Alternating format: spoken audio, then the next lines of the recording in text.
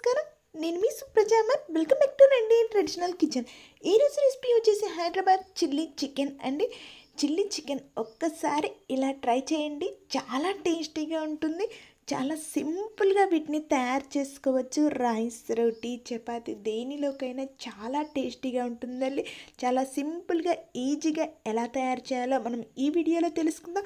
వీటి గురించి తెలుసుకోబోయే ముందు మీరు ఎవరైనా ఫస్ట్ టైం మన ఛానల్ చూస్తున్నట్లయితే ప్లీజ్ సబ్స్క్రైబ్ చేసుకోండి. వీడియో చివరి వరకు చూసి వీడియో మీకు నచ్చినట్లయితే లైక్ చేయండి, షేర్ చేయండి, కామెంట్ చేయండి. అలాగే మీ రిలేటివ్స్కి షేర్ చేయండి. లేట్ చేయకుండా వీడియోలోకి వెళ్ళిపోదాం.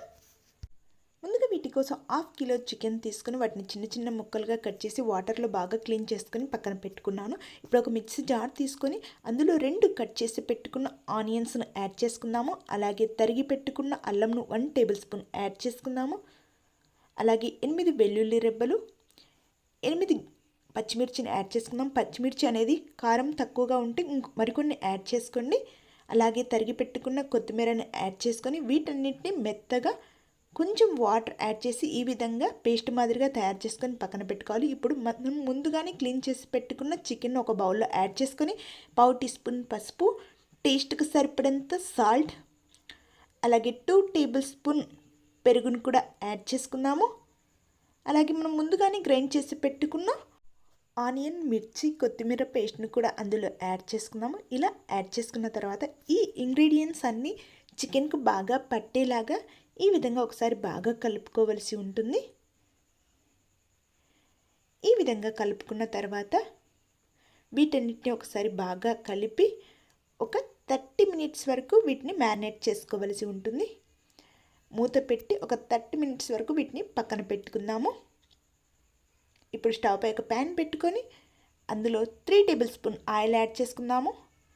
ఆయిల్ హీట్ అయిన తర్వాత 3 కట్ చేసి పెట్టుకున్న పచ్చిమిర్చి, 1/2 టీ స్పూన్ పసుపు, 1 టీ స్పూన్ ధనియా పౌడర్, 1/2 టీ స్పూన్ జీరా పౌడర్ యాడ్ చేసుకొని ఒక 30 సెకండ్స్ వీటిని వేయించుకోవాలి. ఇలా వేయించుకున్న తర్వాత మనం ముందుగానే మ్యారినేట్ చేసి పెట్టుకున్న చికెన్ను అందులో యాడ్ చేసుకుందాము. ఇలా మ్యారినేట్ చేసి పెట్టుకున్న చికెన్ యాడ్ చేసుకున్న తర్వాత వీటన్నిటిని ఒకసారి బాగా కలుపుకోవలసి ఉంటుంది.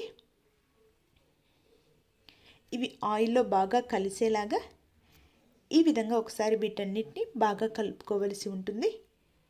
ఇలా కలుపుకున్న తర్వాత హై ఫ్లేమ్లో ఒక 5 మినిట్స్ వరకు మనం వీటిని కుక్ చేసుకోవాలి. ఈ విధంగా కుక్ అయిన తర్వాత ఇప్పుడు ఒకసారి వీటన్నిటిని మరలా ఒకసారి బాగా కలిపి మూత పెట్టి లో ఫ్లేమ్లో ఒక 10 మినిట్స్ వరకు వీటిని కుక్ చేసుకోవాలి.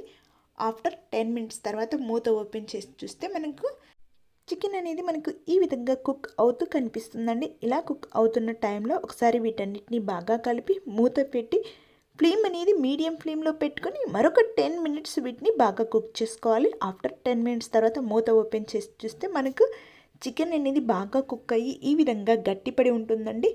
ఇలా గట్టిపడిన టైంలో మరలా ఒకసారి వీటన్నిటిని బాగా కలుపుకోవాలి.